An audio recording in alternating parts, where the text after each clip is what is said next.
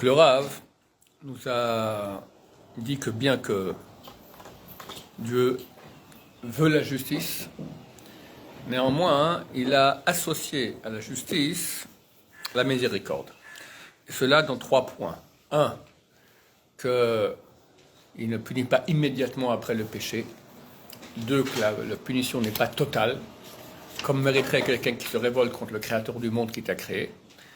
3, qu'il nous donne la tchouva, qui est un cadeau fantastique, que le regret de l'acte qu'il a fait a la capacité de déraciner l'acte qui a été fait dans le passé. Alors il dit, d'un côté, c'est de la miséricorde, mais ce n'est pas complètement opposé non plus à la justice. S'il dit gratuitement je te pardonne, il n'y a plus de justice. Parce que l'arabe dit ici, on va continuer.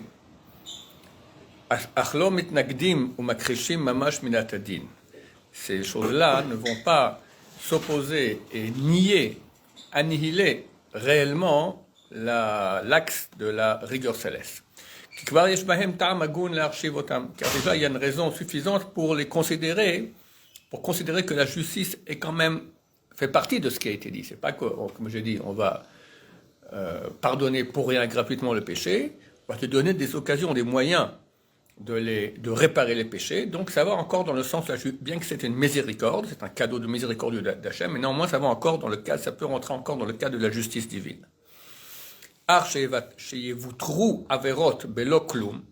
Mais qu'on annule les péchés pour rien, ou que Dieu ne va pas regarder les averot, il ne fait pas attention, c'est bon, il ignore cela.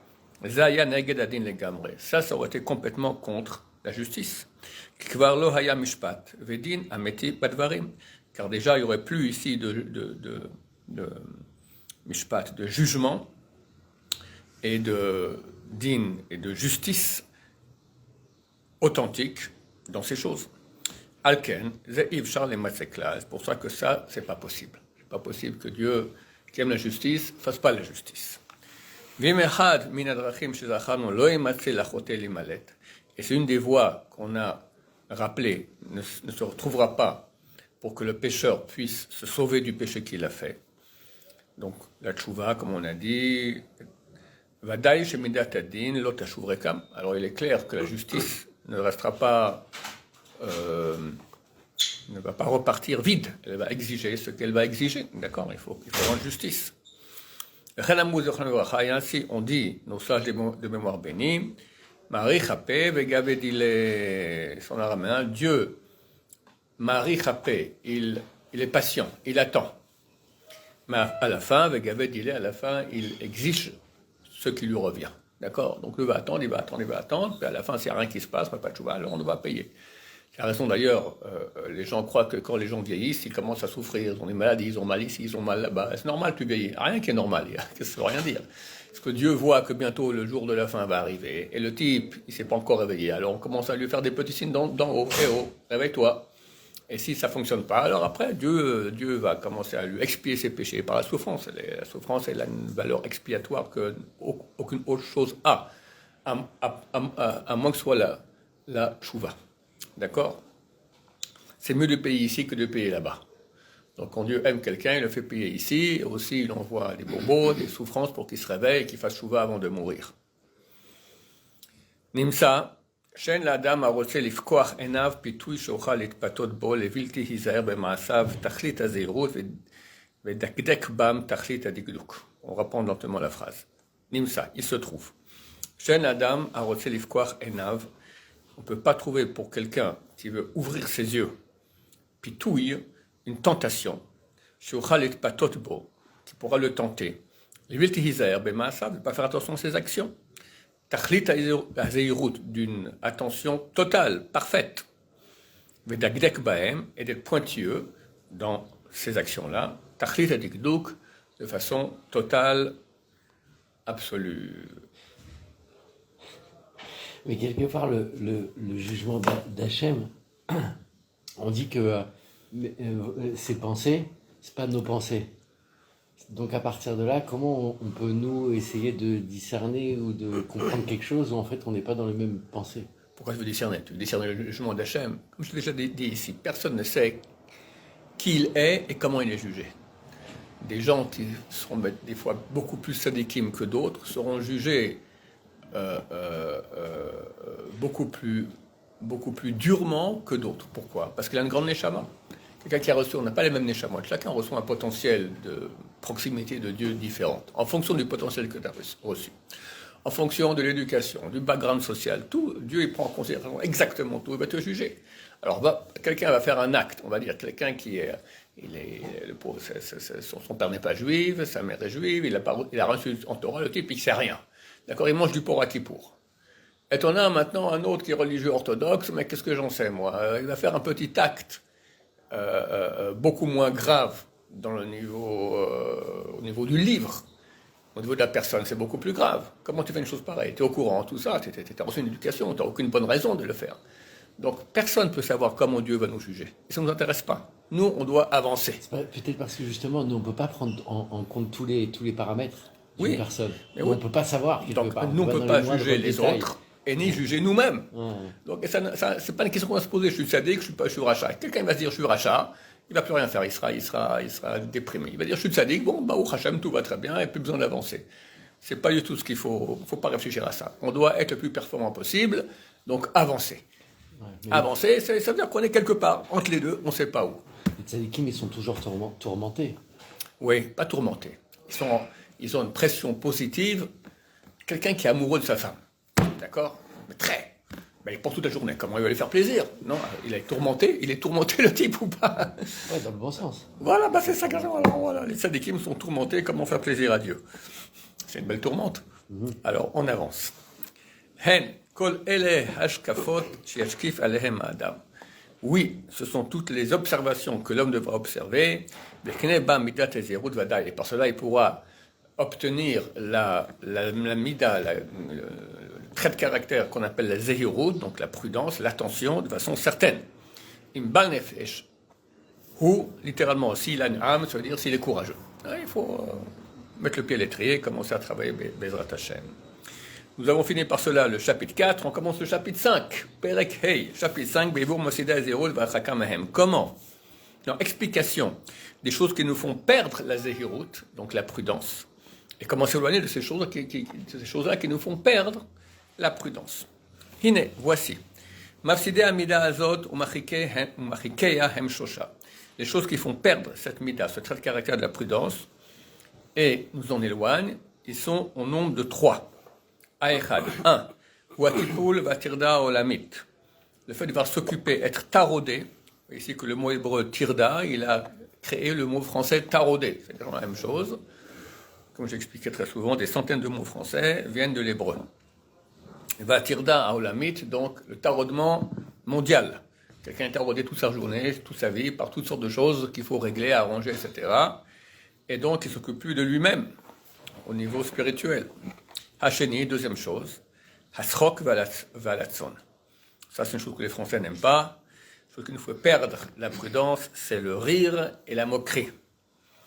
Hashlishi, troisième, Achevara, la mauvaise société. Donc l'influence mauvaise que des gens peuvent avoir sur nous. D'abord, on va parler d'eux un à un. Hine, voici. Hatipul Vatirda, l'occupation et le taraudement. On en a déjà parlé auparavant. Il avait dit que c'est exactement ce que Pharaon faisait faire. Il a fait plus de travail aux Juifs en Égypte, en esclaves, pour qu'ils ne se mettent pas à penser on va aller servir Dieu, etc. Que le travail physique fasse oublier toute possibilité, toute réflexion sur la réalité spirituelle. Parce que par le fait que l'homme est taraudé par les choses de son monde, Hine marchevotav asurot, ses pensées sont prisonnières. Par les câbles de la charge qu'il a sur lui. La tête lève et la masse et n'ont pas les moyens de faire attention aux actions qu'ils font. Quelqu'un qui n'a pas de problème économique, problème de santé, problème de chambay, problème d'éducation, problème de qu'est-ce que j'en sais moi.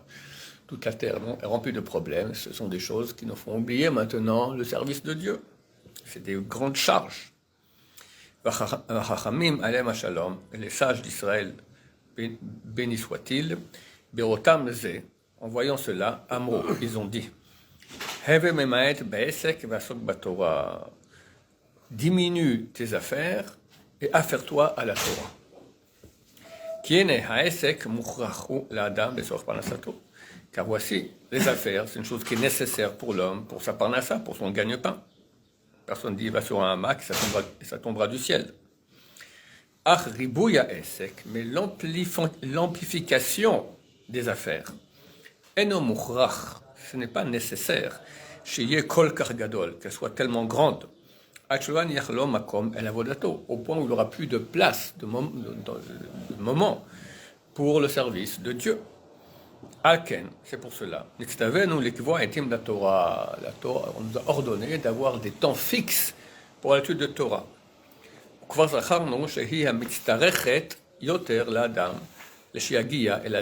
déjà expliqué que c'était la chose numéro 1 nécessaire pour arriver à la prudence. Comme dit Pinchas Ben Yair, donc la braïta sur laquelle tout ce livre a été bâti, Torah Meviya, l'idée Zeirut, la Torah amène la prudence. C'est pas ce qui est permis et interdit, tu ne pourras jamais être prudent. Donc il faut étudier. Donc il faut fixer des moments de Torah pour commencer à être prudent. Sinon tu n'auras aucune chance d'être prudent. Voilà ce que j'allais dire. Okemama Rabbi Pinchas, comme a dit Rabbi Pinchas, Torah Meviya, l'idée Zeirut, la Torah amène la Zeirut. Vezulata, lo yagia, el avklal, et sans elle, sans la Torah, il ne pourra jamais arriver à la prudence du tout. Ou Maché Ambrosa, c'est ce qu'on dit dans Sage les Morts Bénis, dans Maxime des Pères. Velo Am Haaretz Chassid, un ignare, Am Haaretz, c'est littéralement c'est un peuple de la terre. Mais ça veut dire un ignare. D'accord? C'est un type qui s'occupe de la terre et rien d'autre. Donc il est ignare, il n'est pas intelligent. Alors on ne peut pas être ignare et chassid, et pieux. Je fais jouer une parenthèse intéressante. Le Rambam Maïmonide, dans son introduction au Seder Zraïm, très longue introduction, très philosophique là-bas, et il dit comment ça se fait que, si je pose la question à des gens, dis-moi, c'est quoi le but de la vie? Il parle il y a 1000 ans, hein, pas au niveau où on est aujourd'hui. Aujourd'hui, quelqu'un dira le but de la vie, c'est s'éclater. Mais à quelqu'un qui a une qualité, il y a 1000 ans, il dit, c'est certain que ce sont les choses spirituelles. C'est comment me rapprocher de Dieu, comment me parfaire, comment. Or, tu vois que sur Terre, très peu de gens s'occupent de cela. Les gens s'occupent des affaires, à l'époque de l'agriculture, le commerce, Internet, je ne sais pas, voilà, très peu de gens s'occupent d'eux-mêmes au niveau spirituel. Comment t'expliques ça? Alors que si tu leur parles, tout le monde te dira, oui, c'est clair que c'est le plus important. Il dit comme ça, que pour Dieu, il n'est pas nécessaire, mais pas trop important que toute l'humanité le serve. Ouais, comme ça il écrit. Il dit, ça suffit une poignée de gens. Même un, il dit. Si un réalise le but, il donne un exemple terrible, il dit comme ça, il dit, il y a un grand roi, très riche, fou, il a décidé de construire un palais dans le désert. Bon, alors il faut créer une route, il faut après on a des ouvriers, puis on fait un grand palais, puis après il faut amener des maisons pour les ouvriers et leurs familles, donc des écoles pour les enfants, puis un hôpital et machin, et des épiceries, bon, toute une ville se crée autour de la construction du palais. Puis il y a un grand palais, etc., dans le désert. Puis un beau jour, le roi est mort, et peu à peu la ville, les gens commencent à quitter, il n'y a plus de travail, pour finir, il n'y a plus rien, et puis au bout de quelques siècles, il n'y a plus que quelques ruines du palais. Passe un tzaddik dans le désert, et il fait chaud. Il veut un peu d'ombre. Il se met à l'ombre. Il dort comme ça une petite demi-heure à l'ombre du mur de la ruine du palais. Après, il repart. Il dit, tout ça, ça a été fait, il y a quelques siècles auparavant, par Dieu, pour que le tzaddik puisse se reposer quelques minutes maintenant à l'ombre de la ruine. Parce que le but du monde, c'est pas avoir des palais.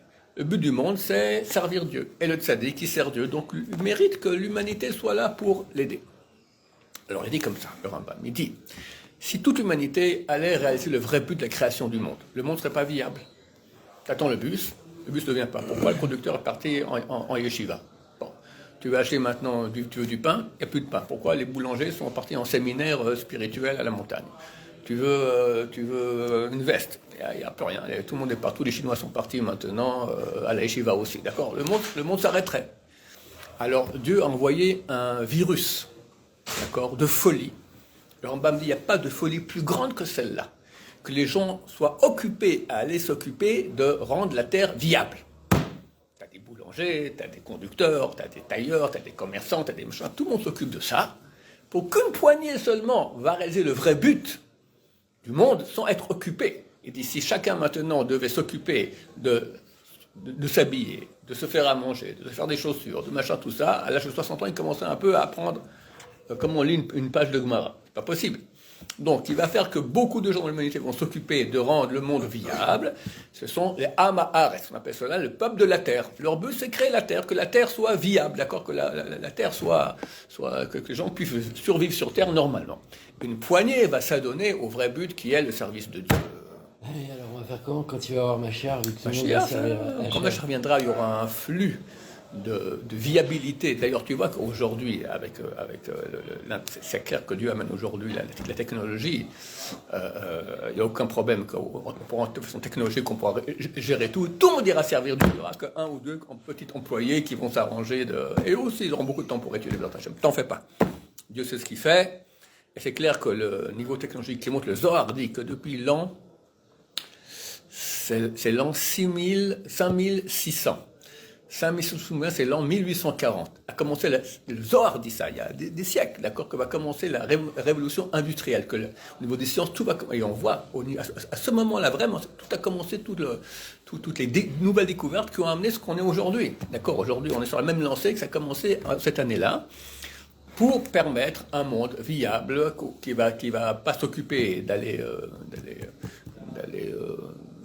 pratiquer l'agriculture, la cordonnerie, etc., qui va permettre à l'humanité de s'adonner au service de Dieu, Baruch Adonai, l'Olam. Donc toute cette automatisation va dans le sens justement de donner la liberté à l'homme pour pouvoir servir Hachem derrière. Absolument.